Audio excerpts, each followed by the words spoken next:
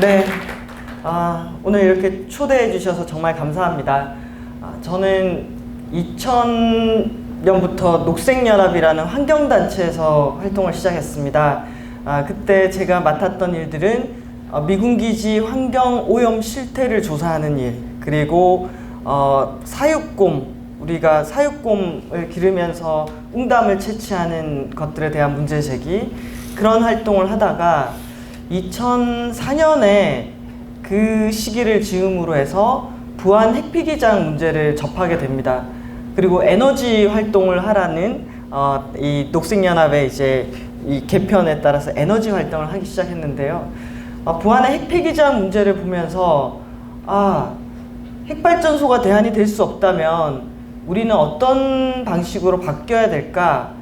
이런 고민에 빠져들었고, 그걸 좀 찾아보자 라는 생각으로 대학원에 가서 공부를 했습니다. 방금 강의를 하셨던 윤순진 교수님께서 제 선생님이시고요. 그러면서 제가 찾은 답은, 왜 멀리서 에너지를 수입해 와서 그걸 태우지? 왜 석유를 수입하고 우라늄을 수입하고 석탄을 수입해서 그걸 엄청나게 태우면서 그 환경 문제 이런 것들을 일으키고, 나는 에너지를 사용하는 편익을 누리면서 누군가에게는 엄청난 고통을 전가하는 이런 방식일까?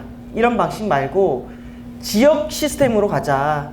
지역에서 에너지를 생산하고 소비하는 시스템, 지역에서 먹을거리를 생산하고 소비하는 시스템, 로컬 에너지 시스템을 공부하자라고 해서 제가 공부한 영역은 지역 에너지 전환 시스템입니다. 그래서 내가 살고 있는 지역에서 얼마만큼 에너지가 필요한지를 계산하고, 또 우리가 활용할 수 있는 자원들이 어떤 것들이 있는지를 잘 측정해서 지역에서 생산하고 소비하는 시스템, 이런 것들을 만들어가기 위해서 전국의 에너지 자립마을이라든지 공동체, 이런 활동들을 열심히 지원하고 또 그 활동들을 모아서 공부하는 것으로 제 논문을 준비하고 있었습니다. 그때 2011년도에 후쿠시마 사고가 뻥 하고 터지더라고요. 저는 체르노빌이 마지막인 줄 알았습니다. 그런데 바로 이웃나라에서 사고가 터졌고, 그 사고가 터져도 한국 사회는 바뀌지 않고 핵발전을 계속해서 짓는 시스템으로 가고 있었습니다.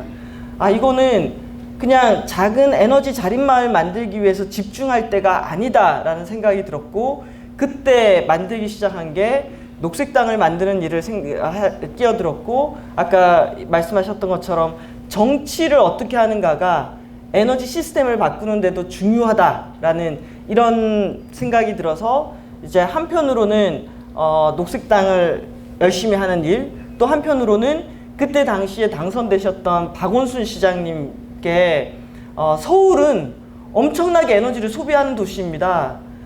서울이 이렇게 소비를 하는데 다른 지역에서 계속 끌어오고 서울의 자립률은 매우 낮아서 다른 지역에서 전기나 에너지를 안 보내주면 서울의 1000만 명의 삶이 지탱이 안 되는데, 지금 서울이 에너지를 쓰는 방식은 너무나 폭력적입니다. 그래서 서울부터 에너지 소비를 줄이고 생산을 늘리는 방식으로 다른 지역에 추가로 발전소가 지어지지 않도록 노력해야 됩니다 라는 말씀을 드렸고, 그 제안을 받아서 그때부터 서울시의 원전 하나 줄이기라는 정책이 시작이 됐습니다.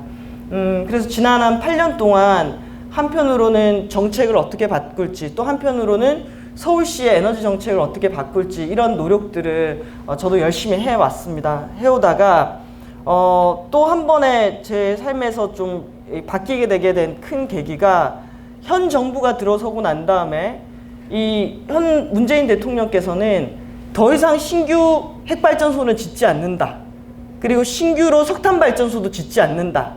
하지만 우리가 이미 계획해 놓은 것들이 있어서 그 계획해 놓았던 것들까지는 추진한다라고 얘기를 했습니다. 그래서 더 이상 신규 핵발전소와 석탄발전소는 안 들어가는데, 그럼 이제 어떻게 다음 단계로 가야 될지, 이런 고민들을 하기 시작했고, 그때 2018년도에 저는 녹색성장위원회에서 활동을 해달라는 제안을 받았습니다. 2017년도죠. 근데 녹색성장위원회 여러분 혹시 기억하십니까? 이명박 대통령이 만든 녹색성장기본법과 녹색성장위원회를 통해서 한국을 녹색으로 성장하겠다라고 하면서 만들었던 위원회입니다. 그런데 그 위원회의 결과에 있어서는 4대강을 한다든지 핵발전소를 짓는다든지 그닥 아름답지 못했고, 저도 녹색연합으로 활동하는 활동가였을 때 이렇게 녹색성장이 가면 안 됩니다, 이런 얘기를 했던 기억이 있습니다. 근데 이제 녹색성장위원회 위원이 제안이 온 거죠. 이제 우리가 사회를 바꿔간다면은 그게 말로 되지 않고 실제 이 에너지를 둘러싼 수많은 이해관계자들을 조정해서 정말 방향을 전환해야 되는 거기 때문에 이 과정에서 내가 할 수 있는 일이 있겠다 싶어서 녹색성장위원회 위원이 됐습니다. 그리고 그 위원회를 통해서 지난 2년 동안 열심히 우리나라 정부의 온실가스 감축 계획이라든지 또는 에너지 계획이라든지 이런 것들을 조정하고 심의하는 역할을 하면서 제가 느낀 이 2년 동안의 경험은 이거였습니다. 한국 사회는 아직 기후 문제를 진지하게 받아들일 준비가 되어 있지 않다. 특히 정부를 운영하는 정부의 지도자들 그리고 행정 관료들은 기후 문제를 그냥 아주 부수적인 문제로 생각하고 있고, 이 문제보다 훨씬 더 경제 성장이라든지 부동산 문제라든지 당연히 뭐 교육 문제라든지 이런 것들은 실질적인 문제라고 생각하지만, 기후 위기는 여전히 먼 미래의 일, 그리고 환경단체나 관심 가지는 일, 이렇게 생각하고 있는 것 같습니다. 그래서 지난 2년 동안 정부의 정책은 열심히 만들었지만 늘 제 마음속에 남았던 것은, 왜 이렇게 계획은 열심히 수립하는데 변하지 않지? 왜 이렇게 열심히 온실가스 감축 목표를 가지고 맨날 싸우고, 산업부 와서 싸우고, 이 산업부 줄이기 너무 어렵습니다. 국토교통부 아직 우리 이거 준비 안 돼 있습니다. 환경부 그래도 좀 해야 되지 않을까요? 경제가 어렵습니다. 뭐 이렇게 얘기가 막 그 논의를 하면서 어쨌든 이만큼 줄이겠습니다. 줄이는 방법은 이런 것들을 통해서 하겠습니다 라고 얘기를 하는데, 계획을 수립하고 난 다음에는 모두가 우리에게 어떤 계획이 있었냐는 듯이 잃어버리고 행동하지 않은 지가 저는 수십 년이 누적되어 왔다라고 생각이 듭니다. 지난해 기후위기, 우리나라의 현재는 2차 기후변화 대응 기본계획이라는 게 있습니다. 그 계획을 통과하고 심의하는 날, 그때 제가 기재부에서 오신 공무원한테 물었습니다. 자, 이제 오늘 기후변화 대응 기본계획이 통과가 됐습니다. 그런데 제가 며칠 전에 2020년 경제 운영 방안에 대한 정부 보고서를 봤습니다. 200페이지짜리였고요. 그 200페이지짜리에 한국의 경제를 앞으로 1년 동안 어떻게 운영할지에 대한 내용들이 담겨져 있는데, 그런데 여기에 기후변화에 대한 대응은 단 2페이지밖에 안 들어있더라. 그런데 지금 전 세계가 온실가스를 줄이는 것을 경제의 아주 중요한 목표로 여기고 경제정책 자체를 온실가스를 줄이는 방향으로 전환하고 있는데, 한국은 배출권 거래제를 통해서 줄이겠다는 단 2페이지밖에 안 들어있더라. 이건 심각하게 문제라고 생각한다 라고 이렇게 제가 말씀을 드렸습니다. 그랬을 때 기재부의 대답은 무엇이었냐면은, 그래도 이번에 처음으로 2페이지가 들어간 거다. 경제운영계획에 기후변화가 언급된 것이 처음으로 진지하게 들어간 거다, 이런 얘기를 하시더라고요. 그때 제가 이 간극이 정말 크고 더 크구나 라는 생각을 하면서 이 회의를 마치고 나왔던 기억이 있습니다.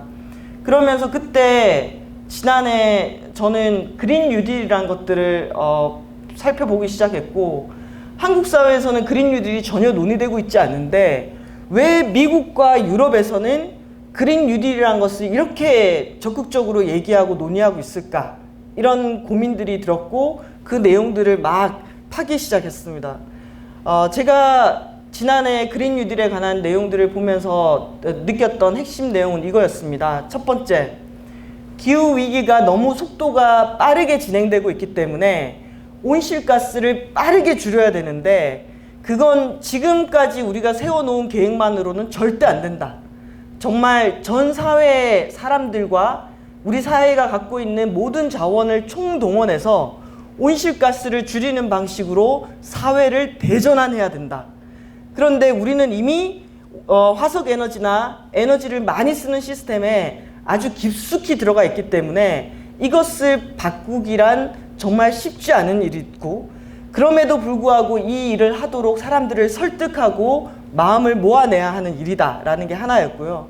또 하나는 현재의 이 경제 시스템이 만든 사회적 불평등, 하루하루 끼니를 때우기 힘든 사람들을 그대로 두고 온실가스를 줄이고 사회를 대전환하자라고 얘기할 수가 없다. 이 얘기는 우리가 이 기후라는 거대한 문제를 해결할 때 환경적인 차원에서 온실가스를 줄이자고만 할 것이 아니라 현재의 경제 시스템이 만든 사회적 불평등 문제를 두 가지를 같이 해결하기 위해서 노력하지 않는다면은 이 일은 사람들의 마음을 얻을 수도 없고 또 세상을 바꿀 수도 없다라는 거였습니다.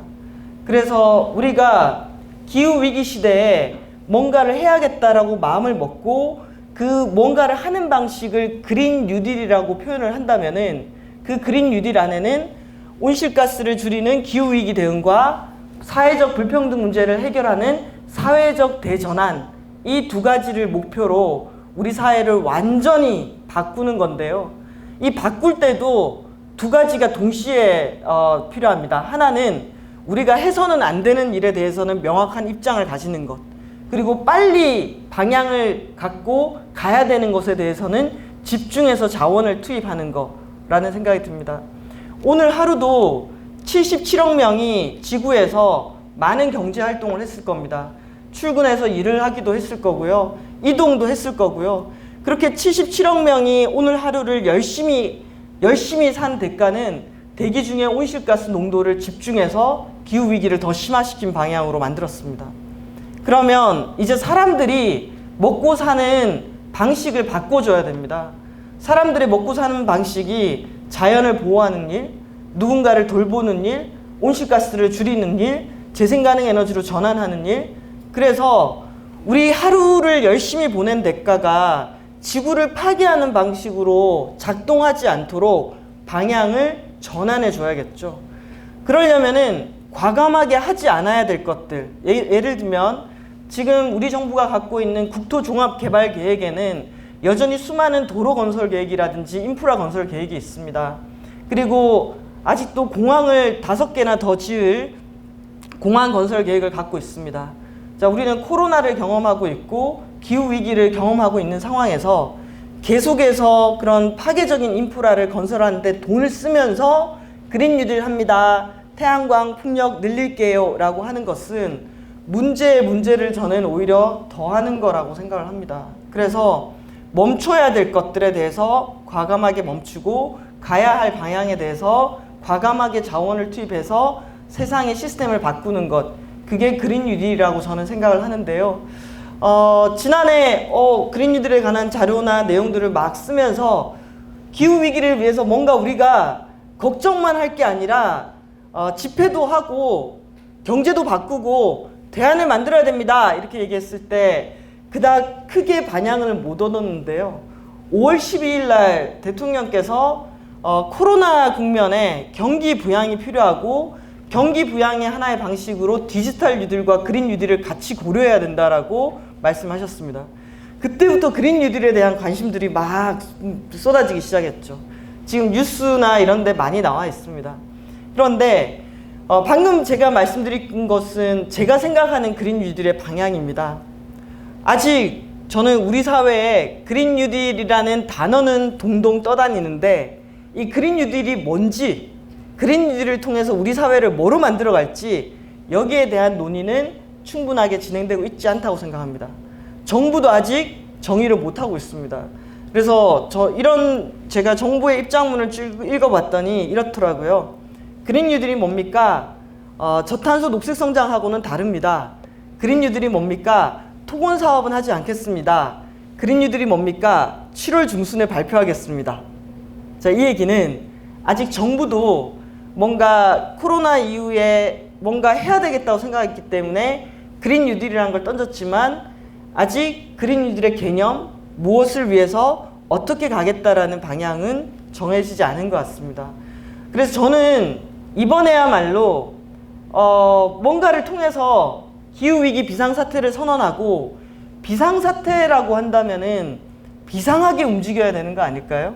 우선순위를 높게 두고 사람과 자원과 우리의 예산을 동원해서 온실가스를 줄이고 기후위기에 대응하면서 불평등을 해결하는 방식으로 비상하게 사람들의 에너지를 모아서 움직여야 되는 시점입니다.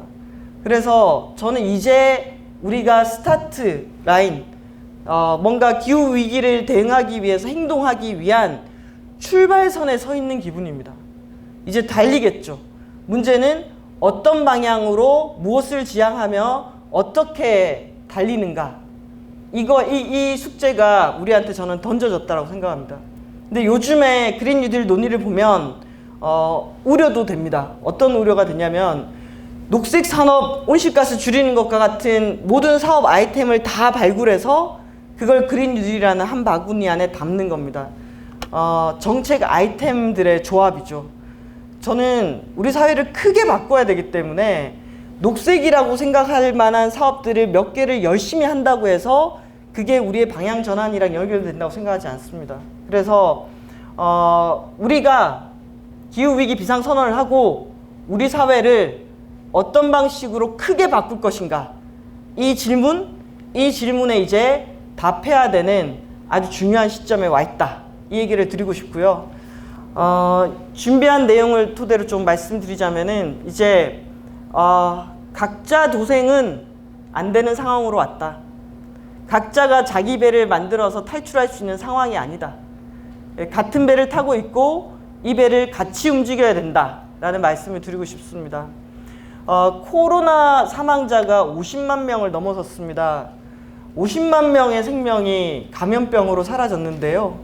50만은 노원구 인구가 50만이 조금 넘습니다. 한 구에 있는 그 수많은 사람들이 감염병으로 사라졌고, 이제 이게 끝난 게 아니라 계속 가는 분위기가 만들어지고 있습니다.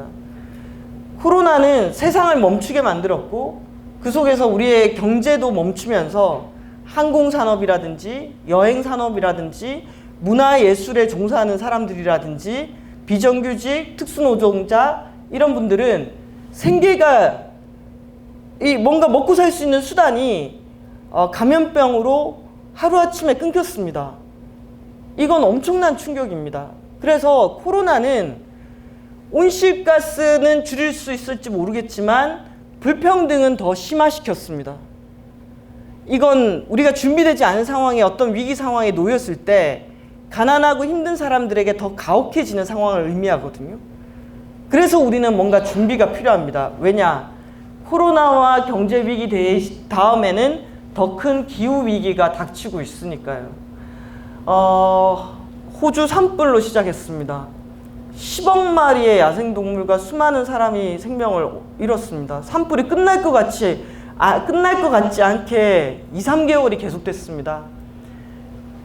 공항이 마치 집에 자동차가 주차해 있는 것처럼 비행기들이 멈춘 세계를 우리가 경험을 했고요. 시베리아가 평균 기온보다 10도 정도 높은 온도가 유지가 되고 있습니다. 그러다 보니 기름 유출, 산불, 북극 지방이 지금 기후 위기의 가장 이 극단을 또 경험하고 있는 상황이 지속되고 있습니다. 그래서 저는 이런 복합 위기의 시대에 우리가 살게 된 거죠. 감염병이 증가하죠. 경제는 어려워졌죠. 그 속에서 기후 위기는 왔습니다. 대구 지금 난리가 났습니다. 코로나를 경험하고 난 다음에 폭염, 올해 6월달이 또 기상 관측 이래 가장 더운 6월달이라고 합니다. 7월, 8월을 대구 분들은 견뎌야 합니다. 그런데 예전에는 경로당이나 공공시설에 에어컨을 틀고 사람들을 그 속에서 쉬게 하면 됐지만, 이제 비대면 사회입니다. 비대면 시대의 폭염을 가난하고 또 이 힘든 사람들은 어떻게 이겨낼 수 있을까요? 저에게 정말 복합 위기가 왔고요. 이 위기는 한 건 한 건 해결한다고 되는 게 아니라, 아까 제가 말씀드렸던 기후 위기와 불평등과 사람들의 하루하루의 경제 활동이 지구와 나를 파괴하지 않는 방식으로 갈 수 있도록 대전환이 필요하다. 그것이 바로 그린 뉴딜이라고 생각합니다. 저는 2006년도부터 기후위기에 대해서 강의를 해왔습니다. 그때도 심각하다고 얘기를 했었겠죠. 그런데 요즘에 제가 강의를 할 때는 이 기후위기의 속도감에 대해서 많이 느끼게 됩니다. 84년도에 북극의 면적, 2016년도 절반이 줄었고, 문제는 면적뿐만 아니라 두께도 줄고 있어서 남아있는 절반도 상당히 빠른 시간에 사라져 버릴 수 있다는 거. 그리고 북극이 지금도 시베리아나 이 일대를 중심으로 높은 고온이 유지되고 있다 그러면은 어떤 과학자들, 북극을 연구하는 과학자들은 이 남아있는 절반이 2030년경에 사라질 수도 있다라는 얘기를 합니다. 그래서 우리에게 시간이 별로 남지 않았다라는 거. 그리고 지금이 여러분 1도 오른 지구에 살고 있는데요. 과학자들이 얘기하고 있는 지구온도 상승의 마지노선은 1.5도입니다. 1.5도를 넘어서게 되면 그때는 우리가 상상할 수 없는 재난을 경험하게 되는데요.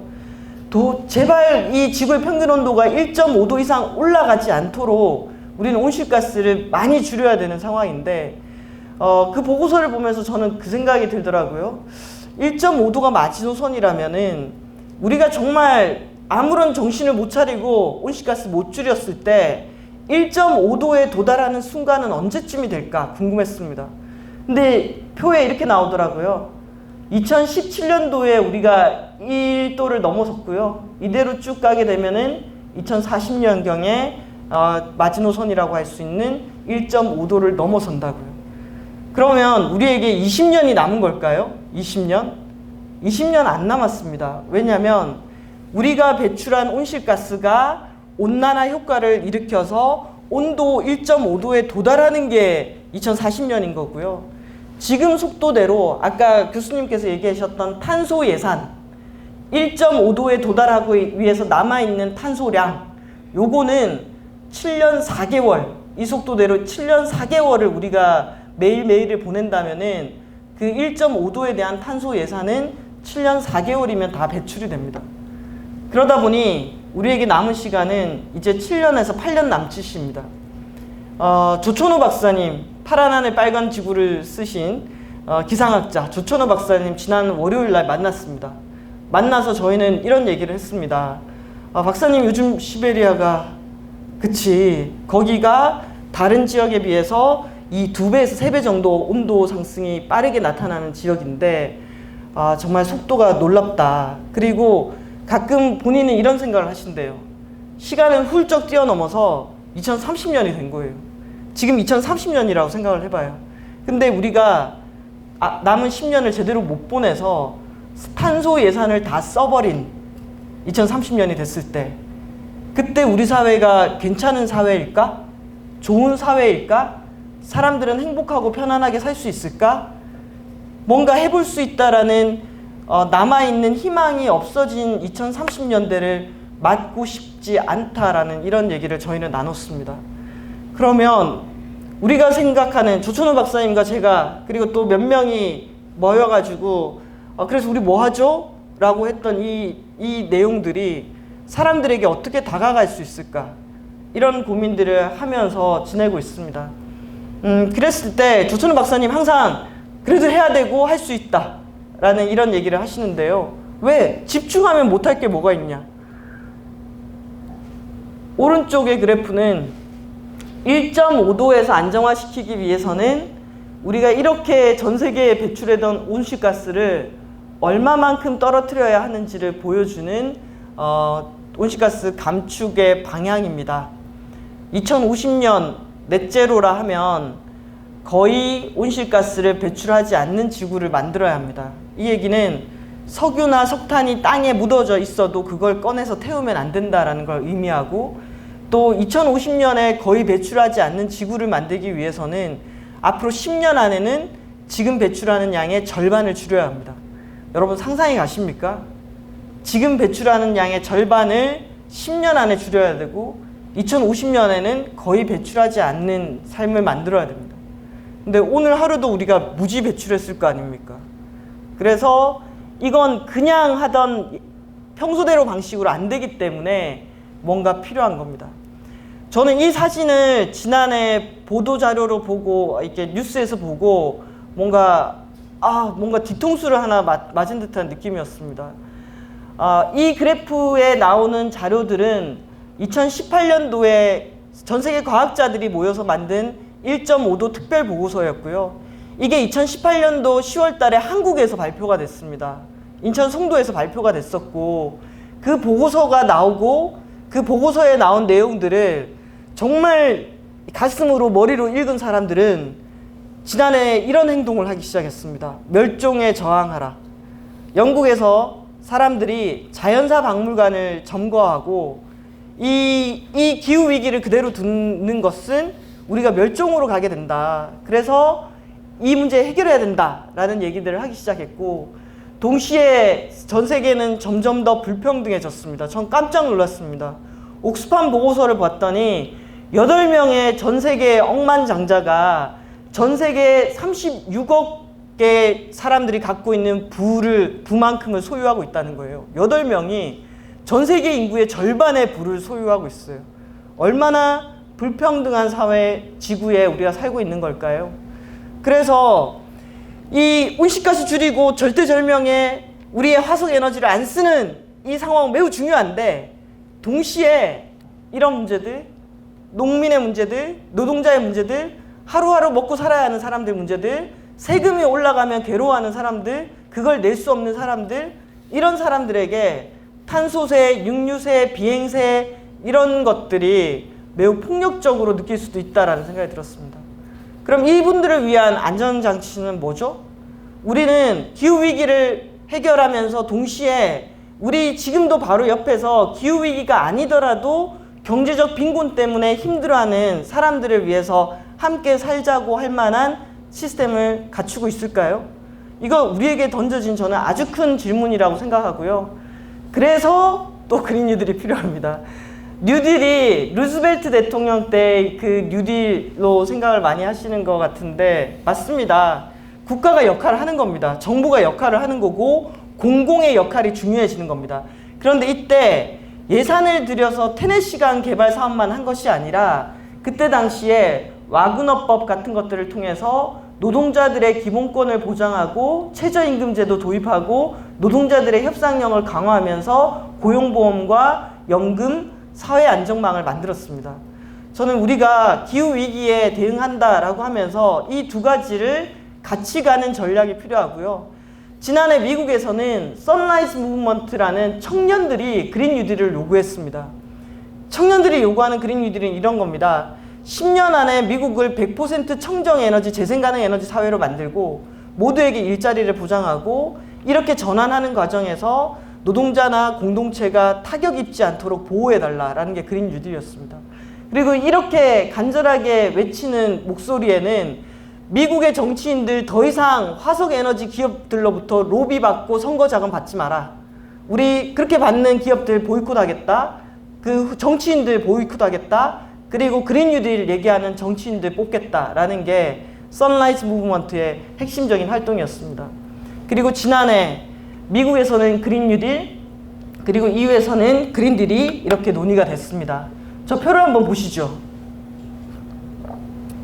그랬을 때 미국의 그린 뉴딜의 개념은 기후 대응과 불평등을 같이 해소하겠다.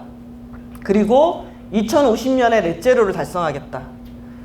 EU의 그린 딜은 기후 위기에 대응하면서 새롭게 성장하겠다. 2050년 넷제로 가겠다. 그리고 그걸 하기 위해서 우리는 이것이 목표다. 정의롭고 공정하게 탄소 중립 온실가스 배출을 달성하면서 일자리를 만들고 사회적 약자들에 대한 억압을 멈추겠다. 이게 그린 뉴딜을 하는 이유다라고 되어 있습니다. 이건 그린 딜입니다. 모든 전환은 정의롭고 포용적이어야 한다. 사람이 먼저, 영향받는 사람들을 먼저 지키겠다. 저는 우리 정부가 그린 뉴딜을 할 때 그린 뉴딜은 사람의 마음을 움직이고 희망을 주는 겁니다. 기후위기 심각하고 불평등 심하지만 우리가 노력해서 마음을 모으면은 뭔가 다른 세상을 만들 수 있다라는 희망을 주는 겁니다. 그래서 우리가 그린 뉴딜을 하는 이유도 저는 좀 더 멋지고 사람들의 마음을 움직일 수 있는 그런 목표들로 채워졌으면 좋겠습니다.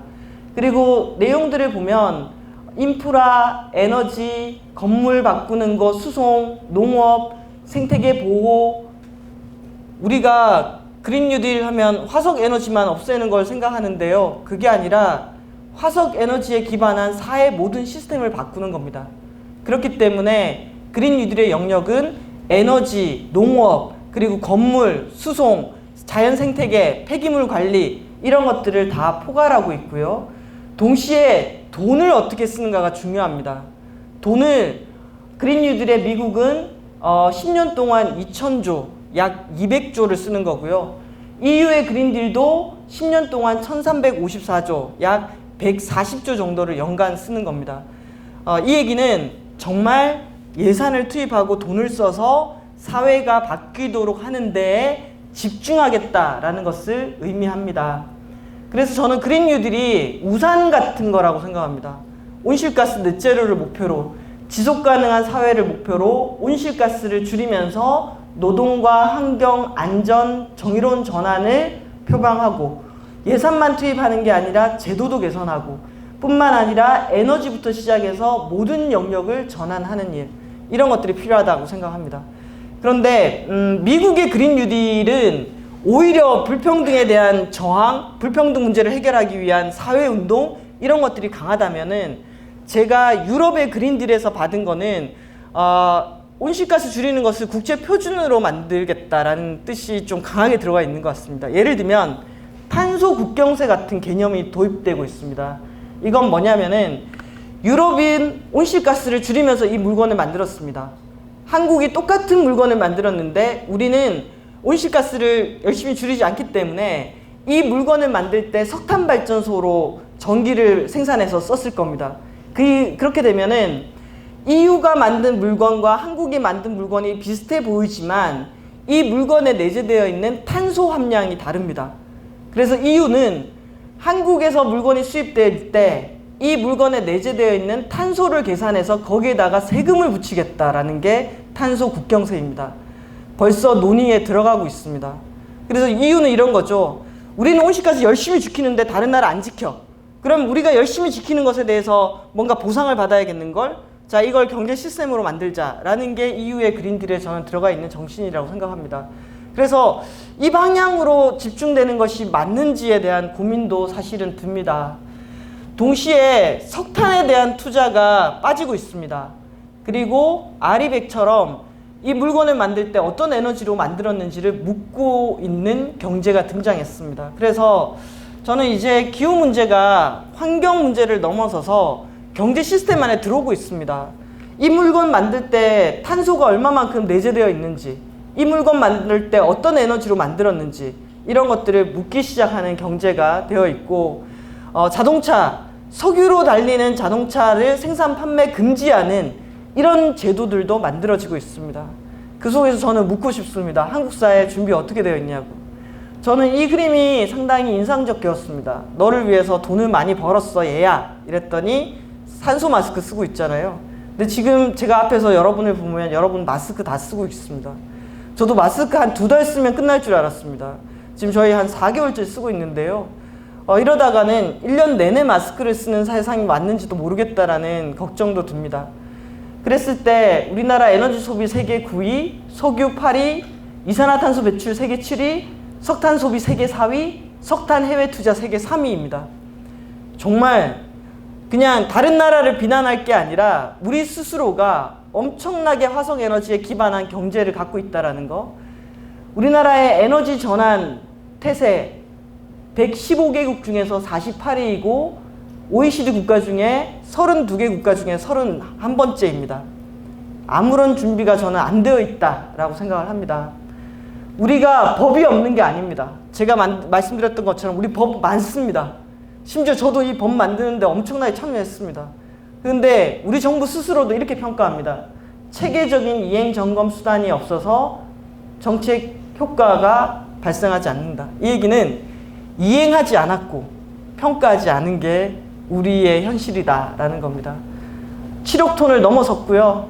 이게 오늘 하루 우리가 전기를 쓰게 된 그 전기와 에너지가 어디서 왔는지를 보여주는 에너지 지도입니다. 동해안에 있는 핵발전소들, 그리고 충남에 있는 석탄발전소들, 그리고 이 전기가 오기 위해서는 대규모 송전탑이 오게 됩니다. 도시는 생산하지 않습니다. 도시는 소비합니다. 도시는 책임지지 않습니다. 책임은 지역에서 지고 있습니다. 이 불균형, 누군가의 너무 많은 짐을 지우고 있습니다. 이것도 공정하지 않습니다. 이 시스템도 같이 바꿔야 합니다.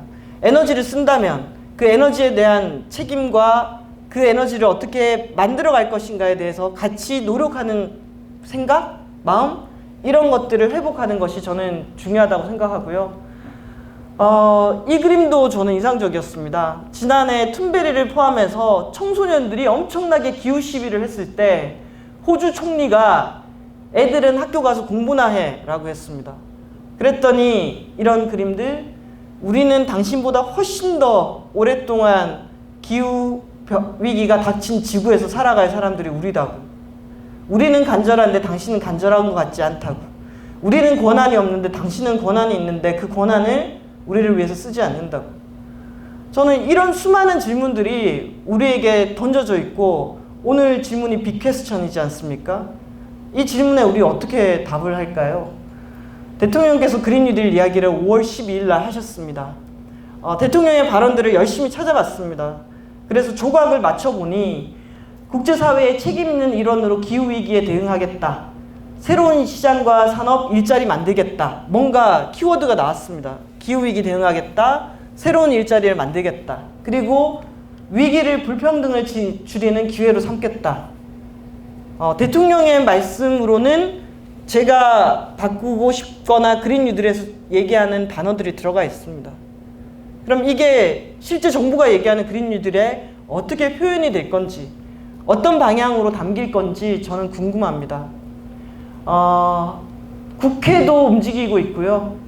우리 기후위기 비상행동은 이렇게 얘기했습니다. 대통령이 그린 뉴딜 얘기한 거 반갑습니다. 하지만 배출 제로, 우리의 목표가, 온실가스 감축 목표가 어디 있는지 빠져 있습니다. 불평등에 대한 문제에 빠져 있습니다. 이런 얘기 담아 주십시오 라는 얘기를 한 거고요.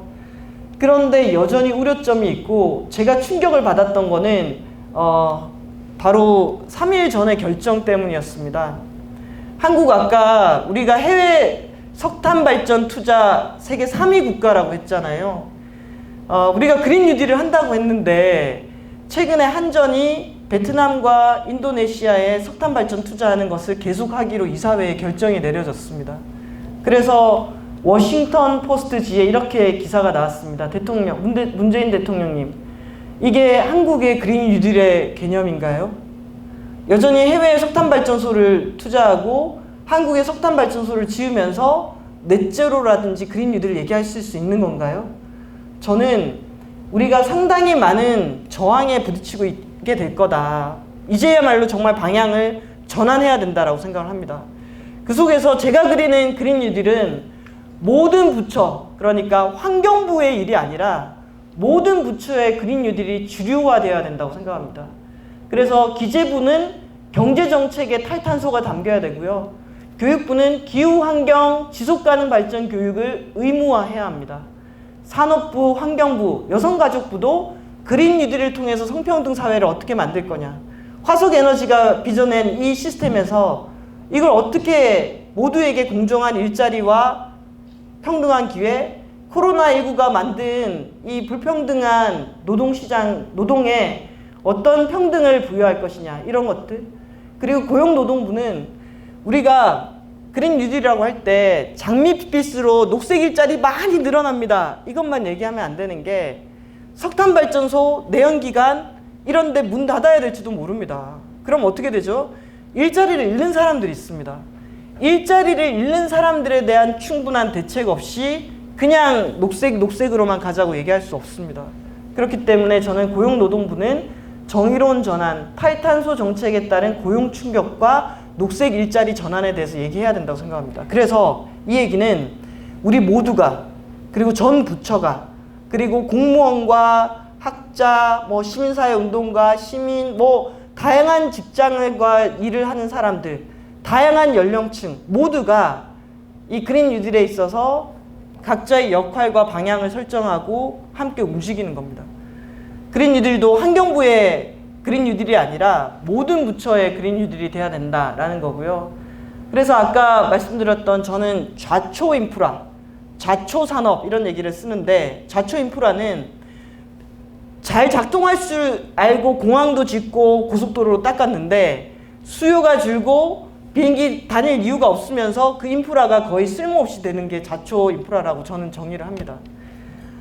국토종합개발계획안에 수많은 프로젝트들이 들어가 있습니다.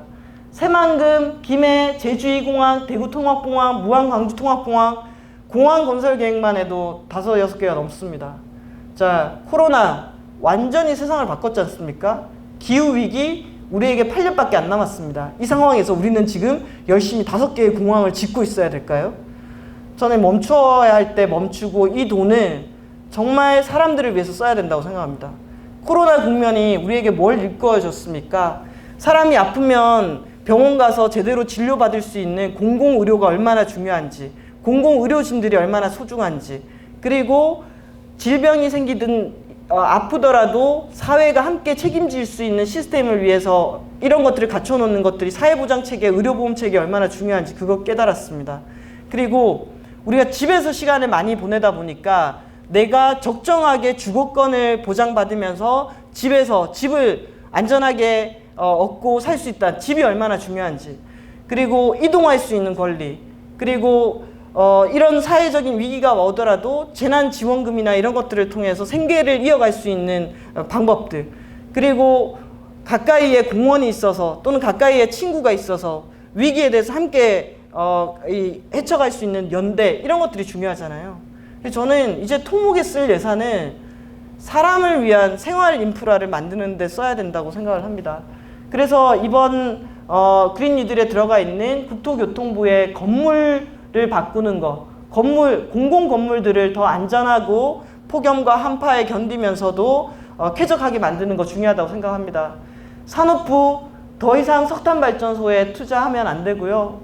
오히려 에너지 효율을 높인다거나 이 전력 분야에 있어서 아주 효율적으로 작동한다거나 다양한 재생 가능 에너지로 제가 꿈꾸는 사회입니다. 지역에서 에너지 생산해서 지역 사람들이 고용되고 지역에서 소비하는 지역의 순환형 에너지 자립 마을들, 이런 것들 만드는 데 노력해야 된다고 생각합니다. 그리고 기재부는 그런 일을 할 수 있도록 예산과 재정 정책을 펼쳐야 된다고 생각하고요. 저는 이런 것들이 우리나라의 그린 뉴딜에 담겼으면 좋겠습니다. 그리고 이제 논의는 시작입니다. 정부가 7월 달에 발표를 하겠지만 저는 이게 시작이라고 보고요.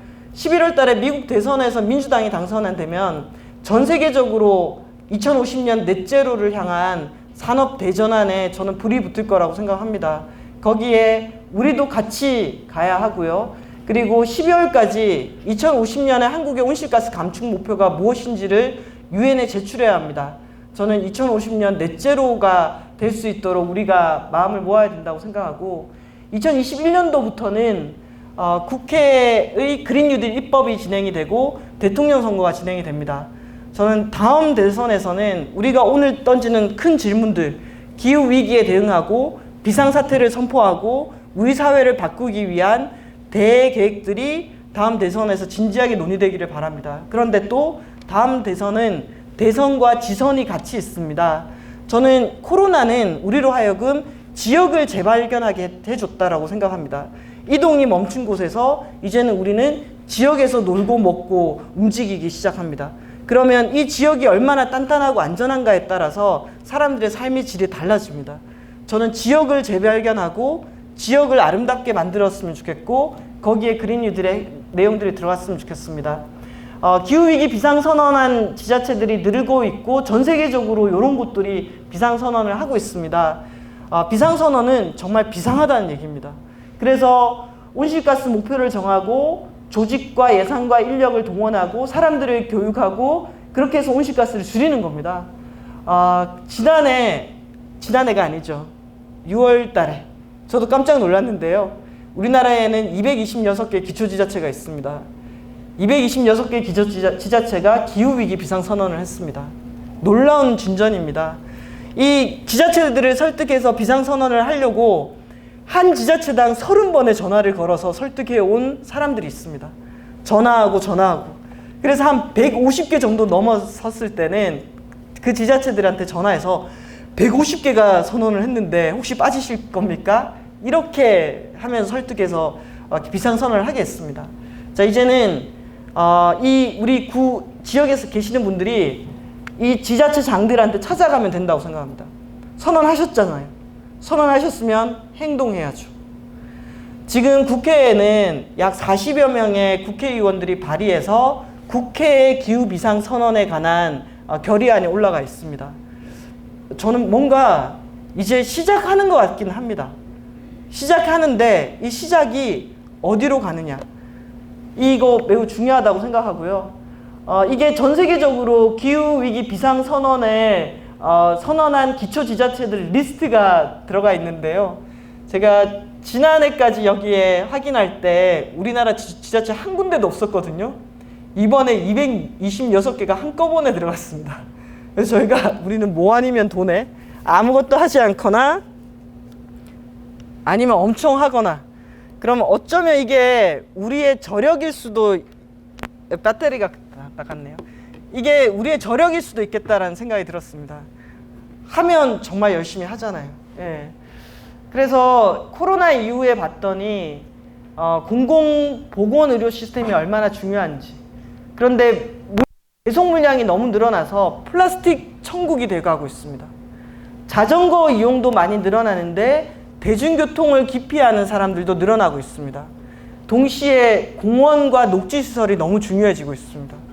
저는 그린 뉴딜을 이런 분야에 써야 된다고 생각합니다. 공공의료 시스템을 확충하고 또 사람들이 살고 있는 집의 기본적인 주거권을 보장하면서 우리가 플라스틱을 이렇게 많이 배출하지 않는 방식으로 완전히 시스템을 바꾸고, 자전거는 많이 탈때 대중교통은 회피하지 않도록 대중교통에 더 많이 투자하고, 그리고 초록의 공간을 늘려야 합니다. 이런 곳에 사람들의 일자리를 만들고 또 예산을 투입해야 된다고 보고요. 파리 시장님 당선되셨는데 이분이 내가 당선되면 주차장 6만 개 없애겠다라고 공약하고 당선되셨습니다. 그리고 주차장을 텃밭과 놀이터로 바꾸겠다. 파리를 이제 거의 자동차 없는 도시로 만들겠다. 15분 도시, 내가 살고 있는 집으로부터 놀고 먹고 보살피고 물건을 구매하는 모든 서비스가 15분 내에 자동차 없이 가능하도록, 이제 파리는 자동차가 매우 불편하고 다닐 수 없는 공간으로 만들겠다라는 게 파리 시장님의 공약이었고 높은 지지율로 당선이 됐습니다. 이분이 이런 공약도 내셨어요. 파리에서는 이제 전광판 없앤다. 그리고 파리에서 에어비앤비를 사들여가지고 그것을 사회임대주택으로 제공한다. 저는 우리가 상상력을 훨씬 더 열어야 된다고 생각합니다. 정말 온실가스 줄이고 사람들과 함께 살려면은 이전에 시장에 맡겨뒀던 방식으로는 저절로 답을 풀을 수 없다라고 생각하고요. 사람들의 많은 상상력이 모였으면 좋겠습니다. 서울시가 아마 다음 주에 그린 뉴딜 정책을 발표를 할 겁니다. 저는 원전 하나 줄이기부터 시작해서 이 거대 도시 서울을 조금이라도 양심 있는 도시로 조금이라도 만들 수 있을까라는 이런 활동들을 해왔는데요. 서울시의 그린 뉴딜은 건물과 이동과 에너지와 폐기물 관리하고 공원, 그래서 공원을 이번에 한 뼘도 포기하지 않겠다라는 내용들, 이런 것들이 그린 뉴딜에 들어가 있습니다. 충남의 그린 뉴딜은 석탄 발전소가 없는 충남에 대한 대안들로 만들어져 있습니다. 우리나라 석탄 발전소의 50%가 충남에 있거든요. 그러면 석탄 발전소 빠졌을 때 충남 어떻게 살아갈 건지에 대한 내용을 그린 뉴딜에 담고 있습니다. 광명시는 전국 최초로 기후에너지과 만들었다라고 자부심이 대단합니다. 그리고 화성시의 그린 뉴딜은 지속가능하고 스마트한 교통 시스템을 만들기 위해서 무상교통 시스템을 도입하는 것을 준비하고 있습니다. 저는 그래도 몇몇 지자체와 몇몇 사람들이 모여서 코로나 이후에 대해서 많은 논의와 준비들을 하고 있다. 그런데 이걸로는 턱없이 부족하다. 이게 더 많이 확산됐으면 좋겠고요. 우리가 살고 있는 건물을, 그리고 주거 공간을, 집의 크기가 너무나 행복의 질을 좌우하고 있습니다. 코로나 국면에 모두 집에서 일하고 놀고 쉬고 먹고 자고 공부하고 이렇지 않습니까? 그러면 지하방, 옥탑방, 고시원에 있는 사람들의 삶의 질은 어떻겠습니까? 저는 적정한 모두가 인간다운 주거의 질을 공급받기 위한 그런 제도가 필요하다라고 생각을 하고요. 거기에 이런 에너지에 대한 부분들, 재생가능 에너지가 지역민의 소유가 되는 것, 그리고 우리나라 2,300만 대의 자동차인데 이 자동차를 저는 수소차, 전기차로 대체한다고 문제 풀 수 없다고 생각합니다. 도시를 어떻게 계획할지, 대중교통을 얼마나 확충할지, 자전거 타고 다녀도 교통사고 걱정하지 않을 만큼 안전하게 만드는 거, 이런 방식 없이 지금처럼 전기차, 수소차만 집중해서는 안 된다. 저 해야 된다고 생각합니다. 그런데 너무 중요도가 거기에 집중되어 있는 거 안 된다고 생각합니다. 당연히 지금도 마트에서 3분의 1 정도는 유효기간이 지나서 버려지는 소중한 먹을거리들, 이게 버려지지 않도록 우리가 어떻게 할 수 있는지 방법을 찾아야 된다고 생각하고요. 플라스틱 이대로 되면 정말 바다에는 고기 반 플라스틱 반이 될 겁니다. 공원, 우리가 얼마나 초록의 공간을 많이 갖고 있는가가 사람들의 삶의 질과 연결된다고 생각을 합니다. 이제 시작입니다. 저는 제가 그리는 그린뉴딜의 방향이 있습니다. 그래서 이런 것들에 대해서 계속 얘기하고 돈의 방향을 이렇게 돌렸으면 좋겠고, 사람들에게 이런 일자리를 줬으면 좋겠고, 기후위기 걱정되면은 지금부터 움직이자고 얘기하고 싶고, 그리고 그걸 하는 방식의 수단이 그린뉴딜이 될 수 있다고 생각합니다. 저는 그린뉴딜이 저희 최고의 목표가 아닙니다. 온실가스를 줄이고 우리 사회를 공정하게 만들고 좀 더 나은 사회. 그래서 2030년이 됐을 때 우리 탄소 예산 다 써버렸어. 어떡하지? 뭐하지? 할 수 있는 게 뭐가 있을까? 라는 이런 생각하지 않도록, 그래서 저에게 남아있는 8년, 10년, 2020년부터 2030년은 너무 절실한 시간들입니다. 제가 지난 10년, 20년을 살아왔던 것하고는 비교할 수 없이 절실한 10년이고, 이 10년을 우리가 어떻게 갈까? 늘 그냥 이런 내용 담겼으면 좋겠다라고 계속 쓰고 있습니다. 쓰고 고치고 쓰고 고치고. 그래서 저는 이런 작업들을 국회가 하고 정부만 할 것이 아니라 시민들이 같이 많이 해야 된다고 생각합니다. 그러면 이런 생각이 드는 거죠. 우리 불교인들이 원하는 그린뉴딜의 방향은 뭘까? 이 내용이 꼭 담겼으면 좋겠다. 정부가 그린뉴딜 할 때 이 내용 꼭 담겨야지 우리도 같이 움직이고 우리도 하겠다라는 이런 얘기들. 저마다 진짜 사회를 바꾸고 온실가스를 줄이기 위해서 어떤 노력을 할 것인지에 대해서 각자 써보면서 얘기하고 다듬어가고 움직였으면 좋겠습니다. 저는 그랬으면 좋겠습니다. 네, 감사합니다.